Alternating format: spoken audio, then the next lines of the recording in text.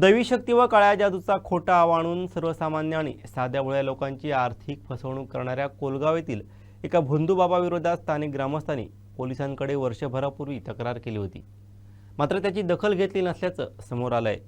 विनायक राऊत प्रकरणात समोर आलेल्या या फिरोज बाबाचे बरेच प्रकार आता समोर येऊ लागले आहेत। याबाबत पोलिसांना विचारलं असता उरूसच्या आधी परवानगी देऊ नये या अनुषंगानं असा अर्ज दाखल केला होता।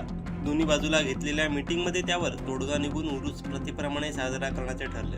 त्यावेळी संबंधिताच्या घरी जाऊन पोलिसांनी चौकशी केली होती, मात्र काही मिळाले नव्हते। त्यानंतर त्याने मशिदीला पायऱ्यांकरिता जागा देण्याचं मान्य केल्याने दोघांना समज देऊन वाद निघाला व दोन्ही पार्टींनी उरूस साजरा केला होता, अशी माहिती पोलिसांनी दिली। माजी खासदार विनायक राऊत यांच्या सुनेनं केलेल्या जादूटोणा आणि कथित अघोरी प्रथांच्या गंभीर आरोपानंतर या प्रकरणाच्या तपासाला वेग आलाय। सावंतवाडी तालुक्यातील कोलगाव येथील फिरोज बाबाला ठाणे पोलिसांनी सावंतवाडी पोलिसांच्या मदतीनं काल ताब्यात घेतलेला आहे। चौकशीसाठी त्यांना ताब्यात घेण्यात आलेला आहे। यानंतर अनेक प्रकार अनेक गोष्टी या आता समोर येताना पाहायला मिळतात। काही स्थानिक राजकीय नेते सुद्धा या बाबाच्या भोंदूगिरीला बळी पडल्याचं देखील समोर येतं। अनेक लोक त्या ठिकाणी त्या बाबाकडे जात असल्याचं समोर येतं। गेल्या अनेक वर्षांपासून हा भोंदू बाबा इथे अघोरी प्रकार करत असल्याचाही आरोप इथल्या स्थानिक लोकांनी केला। विशेषतः मुस्लिम लोकांकडून सुद्धा अशा पद्धतीचा आरोप केलाय। सावंतवाडी पोलिसांचं त्यांनी लक्ष वेधलं होतं, अंधश्रद्धा निर्मूलन समितीचं त्यांनी लक्ष वेधलं होतं।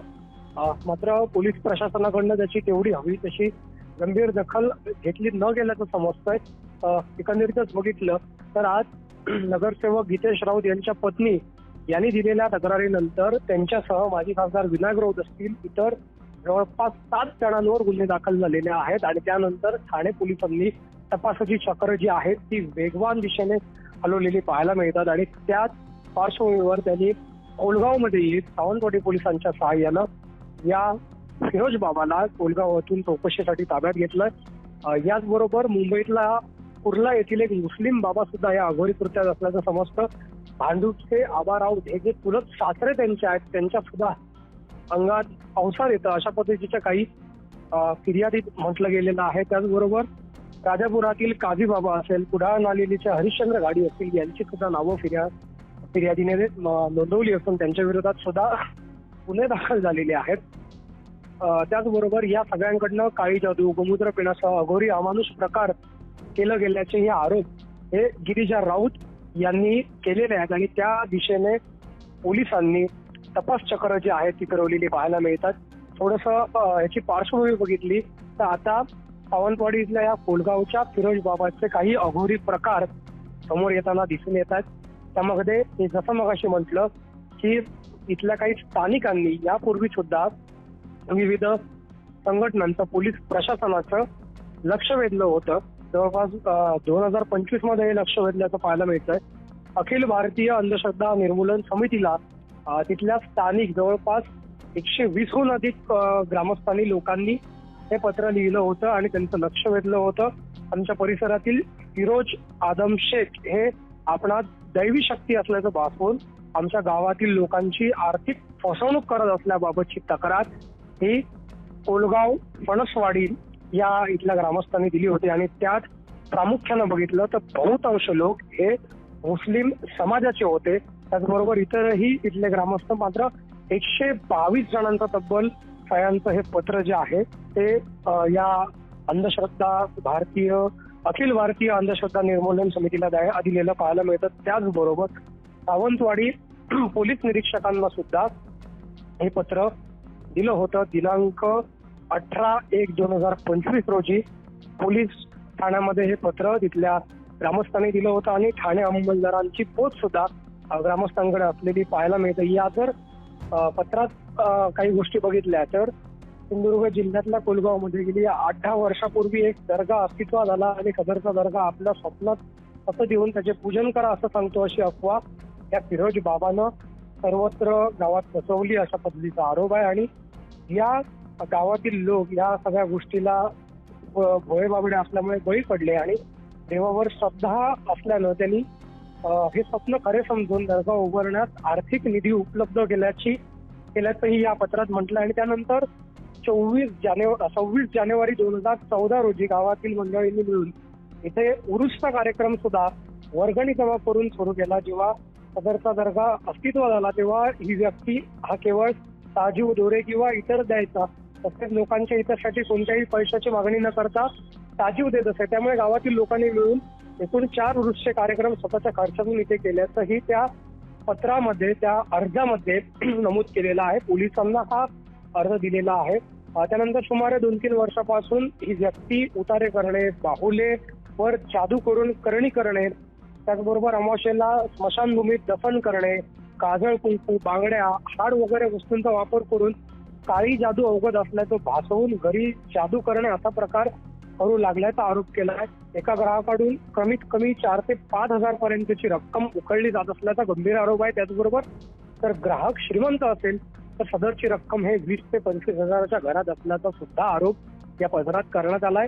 सदर व्यक्ती संपूर्ण जिल्ह्यात तसे गोवा राज्यात जाऊन देखील कामे करत असल्याचंही म्हटलं गेलंय. त्याचीही ते वेगळी फी आकारत असल्याचं मोठा आरोप या ठिकाणी केला गेलाय. केवळ एक लिंबू फिरवून त्याच्या भाषेत उतारा करण्याचे 400-500 रुपये घेत असल्याचंही बोललं जातं. असे विविध आरोप आहेत. त्याचबरोबर आठवड्यात प्रत्येक सोमवार, गुरुवार हा भोंदू बाबा 2 बकऱ्यांचा बळी देतो असा आरोप केलाय. आठवड्याच्या प्रत्येक वेगळ्या दिवशी स्वतःमध्ये वेगळी वारी उभी करतो आणि वेगवेगळ्या दिवशी कुणी देवताराचा, दांडेकरांचे वारे उभे करतो असाही आरोप यामध्ये केला गेलेला आहे. आणि विविध अवतार माझ्यात असल्याचे खोटे भासवून लोकांच्या भावनेशी खेळत असल्याचं आणि आर्थिक फसवणूक करत असल्याचं यात म्हटलं होतं. दरवर्षी जवळपास 40 ते 50 बकरे मारून मोठा उरुसचा कार्यक्रम एकटाच साजरा करत असल्याचा पण आरोप केलाय. तसेच समस्त ग्रामस्थांकडनं ही मागणी केली आहे की हे जे प्रकार आहेत ते बंद करण्यात यावे. जे उतारे करून लिंबू टाकणे, बाहुल्या स्मशानभूमीत दफन करणे, त्याचबरोबर इतर जे काही अघोरी प्रकार होत होते त्याचा नाश लोकांना होत होता. आणि त्यामुळे बाबाच्या घराला लागून असलेल्या वाडीतनं किंवा तिथे लहान मुलं किंवा ग्रामस्थांनी याबाबत पोलिसांचं, अंधश्रद्धा निर्मूलन समितीचं लक्ष वेधलं होतं आणि पैशासाठी हे सगळं होत असल्याचा गंभीर आरोप त्यांनी यामध्ये केलेला आहे. आणि बाबा गावातील लोकांना विचारणा करून असं कृत्य बंद करण्यास सांगितलं असतं तो उडवाउडवीची उत्तरं देत असल्याचं म्हटलंय. किंवा इथे पुन्हा यायचं नाही, माझ्या वाट्याला आला तर तुम्हाला करणी करून मारून टाकेल अशी धमकी पण दिल्याचं त्या पत्रात नमूद आहे. माझ्याकडे काळ्या दिवशी ताकद आहे, तुमचे वाईट करीन, विरोध करणाऱ्याला संपवून टाकेल अशी धमकी दिल्याचंही त्यात म्हटलंय. माझी ओळख जिल्ह्यातील तसे गोवा राज्यातील राजकीय पदाधिकाऱ्यांची आहे, त्यांची मी कामे करतो, त्यांचा हात माझ्या पाठीशी आहे, उगाच माझ्या वाकड्यात येऊ नका नाही तर तुम्हाला महागात पडेल अशी धमकी या बाबाकडनं दिल्याचं या पत्रात म्हटलेलं आहे. त्याचबरोबर त्याचे अनेक साथीदारही आहेत, तसेच राजकीय लोकांशी त्याचे संबंध आहेत.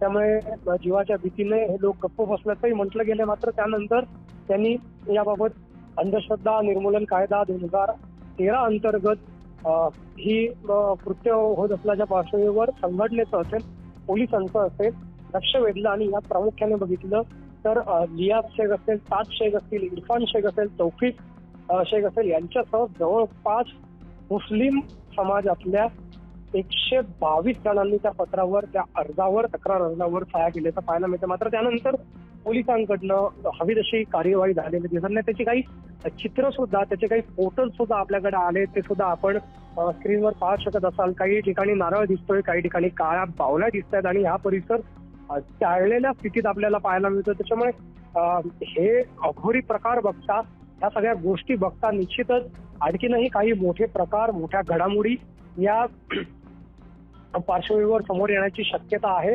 आणि एकंदरीतच आपण बघितलं तर विनायक राऊत जे सिंधुदुर्गचे, रत्नागिरीचे माजी खासदार राहिलेत, त्यांच्या स्वतःच्या सुनेनं त्यांच्या मुलावर, त्यांच्यावर, त्यांच्या पत्नीवर, ज्यांनी लग्न जुळवलं त्यांच्यावर आणि चुलत सासरे ज्यांच्या अंगामध्ये अवतार येत असल्याची फिर्यादीत म्हटलं गेलं, अशा सगळ्या लोकांवर आरोप केले. त्याचबरोबर ह्या भोंदू सगळ्या बाबांवर आरोप करून त्यांच्यावर आज गुन्हे दाखल झाल्याचे पाहायला मिळतात. आणि त्यामुळे निश्चितपणे सिंधुदुर्ग जिल्ह्यात, कोकणात एक मोठी ही राजकीय घडामोड पाहायला मिळते. आज काल या फिरोज बाबाला पोलिसांनी ताब्यात घेतलं असून चौकशी अंती आता पुढे काय कार्यवाही होते, इतर जे भोंदू बाबा आहेत, मग कुर्ल्याचा मुस्लिम तो बाबा असेल, त्याचबरोबर बघितलं तर आपल्याच जिल्ह्यातला आणि कुडाळ तालुक्यातला जो अजून एक बाबा आहे, त्या बाबाचा समावेश आहे.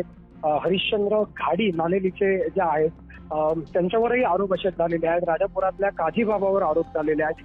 हे सगळे प्रकार बघता आता पोलीस कशा पद्धतीने तपास करतात, संबंधित दोषींवर कशा पद्धतीनं कारवाई करतात. कारण महाराष्ट्रात मागच्या काही काळात अनेक असे अघोरी प्रकार, असे अघोरी कृत्य करणारे भोंदू बाबा यांचे अनेक प्रकरणं समोर येत आहेत. त्यामुळे निश्चितपणे त्या सगळ्यावर आता पोलीस यंत्रणा काय कार्यवाही करते हे पाहणं महत्वाचं ठरणार आहे.